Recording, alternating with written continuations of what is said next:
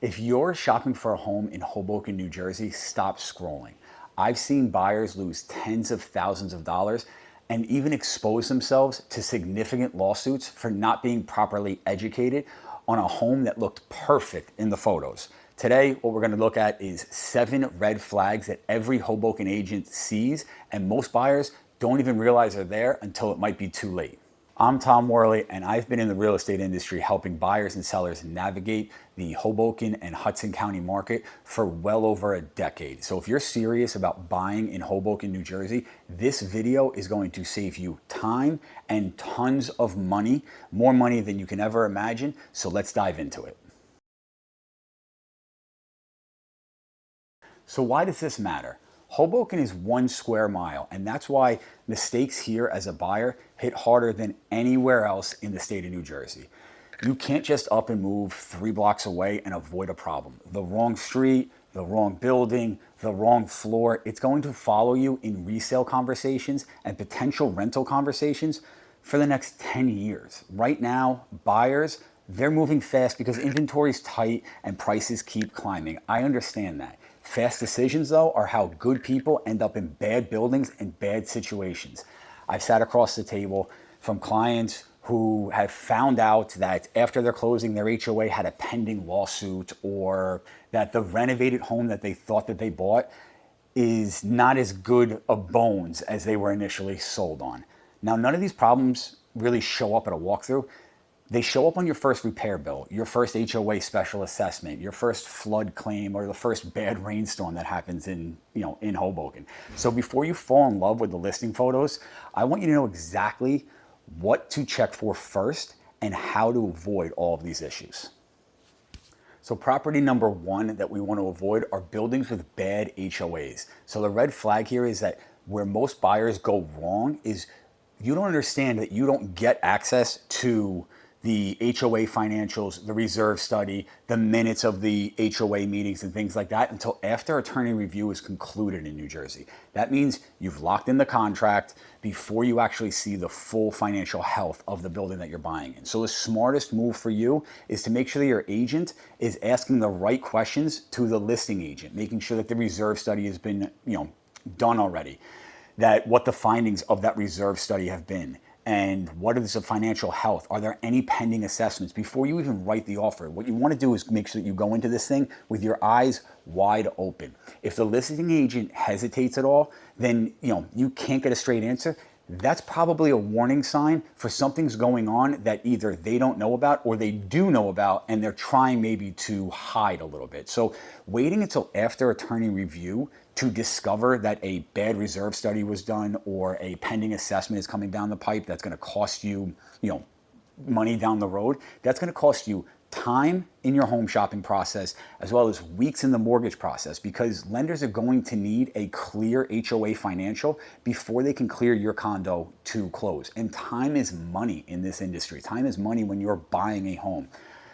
On top of that delay, if you push through without the right answers to these things, I've seen assessments in Hoboken anywhere from $15,000 to as high as $40,000 per unit for things like a roof, for facade repairs, or just because the reserve study came back and they needed to up their reserves for potential issues down the road, that should have already been covered. So instead, what I want you to do is make sure that your agent's asking the right questions up front, educating you on exactly what's going on with the building before you write that offer, not after.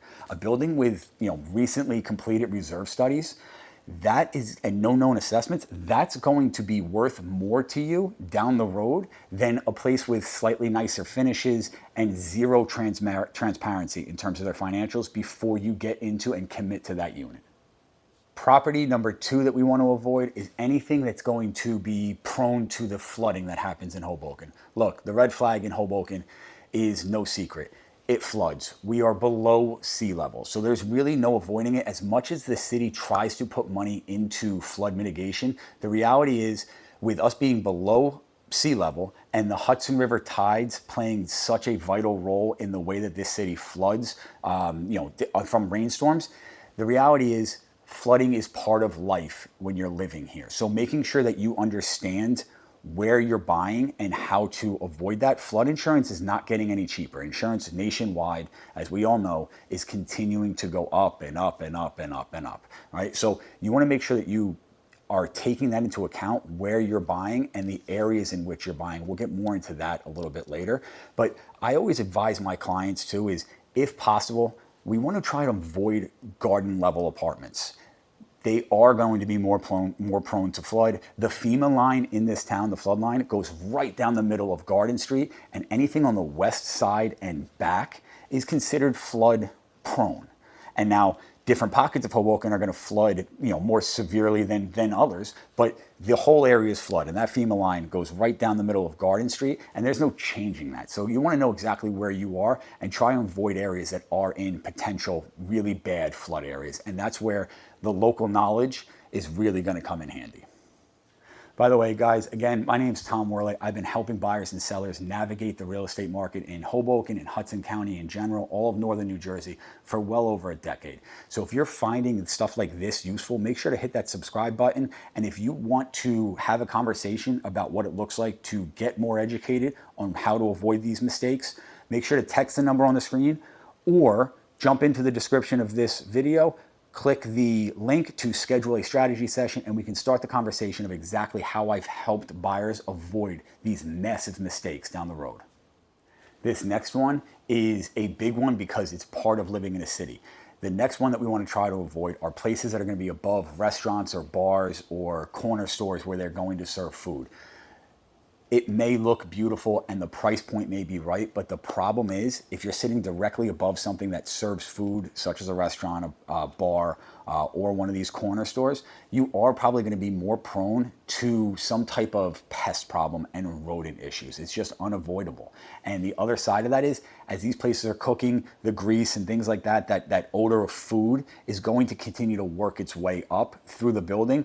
And something that, while it seems convenient when you're shopping, that you can just walk downstairs and grab a bite to eat or grab a drink, the reality is that's going to get old quick. And that's going to continue to show up down the road on your resale value or your rental value. That's going to come up every single time we go to move. And the reality is buyers will beat prices up above those places because they have the ability to do that, because they're not as desirable. Now, instead, if we love the location, the key is shop for places, a block over, a couple buildings away from that.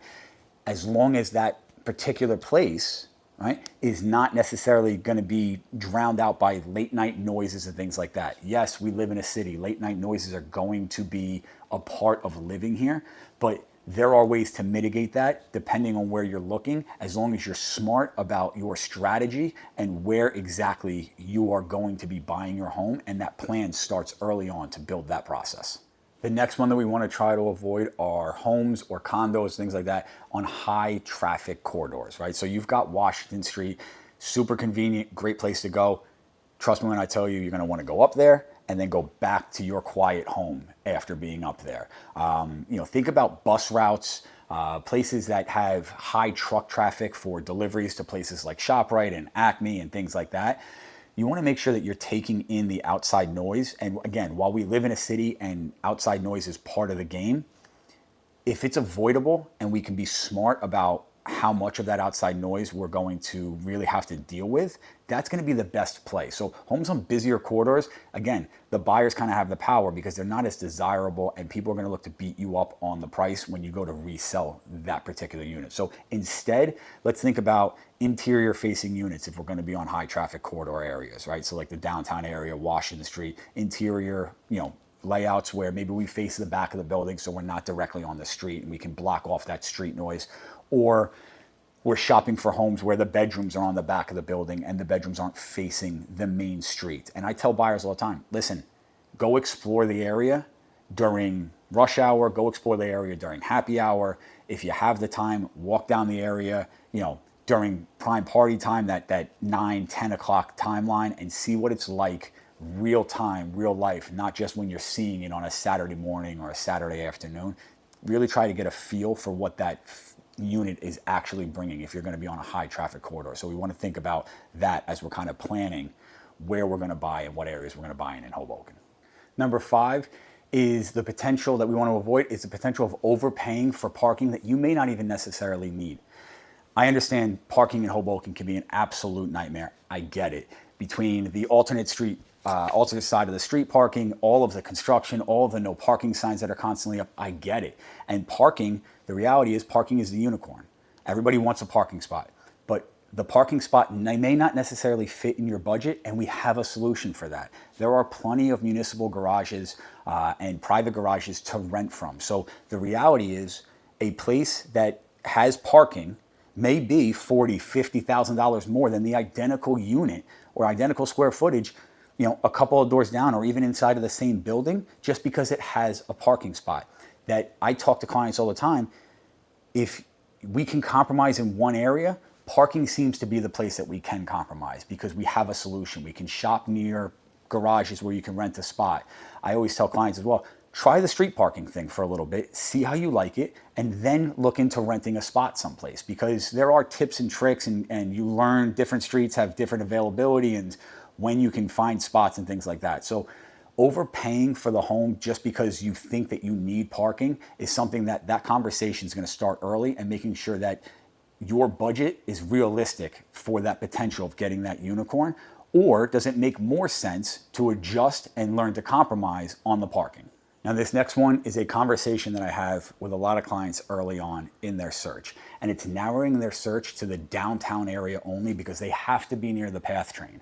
And the reality is downtown homes and downtown condos in Hoboken have a much higher premium than places maybe a few blocks back towards the western end of Hoboken. And are you really willing to pay that downtown premium for a home when there are so many other available options to commute in and out of the city or to just get to the PATH train? In Hoboken, we have the light rail station that runs you directly to the PATH station as well. You've got the free Hoboken Hop bus that you can hop on and off, and there's an app that you can track the bus and see where it is, run to your corner, jump on it, and take that line directly to the PATH. You've got the 126 that runs up and down Washington Street, up and down Willow Avenue and Clinton Street for your commute, if that works for you, into the city. And we've got 2 ferry terminals. So limiting your home search to just the downtown area is actually going to limit your ability to maybe get what you really want. So that's another red flag, is limiting our search and not casting a wider net, because we have it in our heads that we have to be in that downtown area, where again, there is a solution to shopping in that area if you need to get to the PATH station.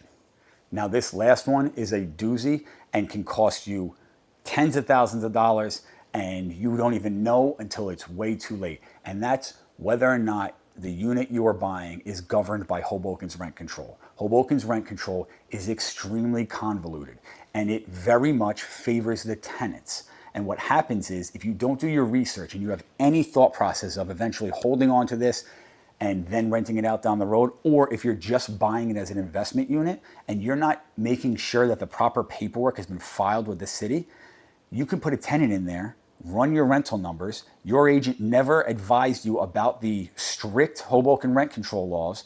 And if that tenant finds out about those rent control laws and how much they favor them, they turn around and they sue you. I've had landlords get sued. They stopped working with that agent, came to me because they were sued in the past because they didn't understand how to navigate the rent control laws. So exposing yourself to that massive lawsuit on what's supposed to be a wealth growing endeavor in buying real estate is something that you absolutely have to avoid. And the way that we avoid that is making sure that we're doing the proper homework, again, before we write the offer, making sure that we're educating ourselves on exactly what our real estate goals are, not only for now, but for 5 years from now, 10 years from now. And if renting is in our future and being a landlord is in our future, making sure that this particular home that we're going to buy checks the boxes so that you can make this into a generational wealth, real estate portfolio play for yourself and your family down the road. Guys, now here's the truth. Everything that I covered, all of these mistakes, they are very easily avoidable. None of them require you to be a real estate expert. You just need to make sure that your advisor and agent is asking the right questions, that you're having the right conversations with whoever's representing you to make sure that you're getting the answers that are going to protect you throughout this process. This market rewards the buyers who, frankly, take a beat, get educated on what's going on in the market and how to avoid these mistakes, and it punishes the people who jump in with the wrong representation and just dive into a decision to buy a home because they felt like they needed to buy something. So if you're actively looking to buy a home in Hoboken or in Hudson County or in general, and you want a second set of eyes, or you want just a little bit more education on what that process looks like, you can text the number on your screen with any questions, or you can jump into the description of this video and click the link on my buyer's guide, learn a little bit about that guide. I'll put the Hoboken guide in there as well, or you can just schedule a strategy session and we can start the conversation about protecting you, the home buyer, and the client when buying that home and navigating the real estate market. Thanks for tuning in, guys. Make sure to hit the subscribe button. Follow along for more insight into the Hoboken market, housing tours, and overall market insights about what's going on in today's real estate market.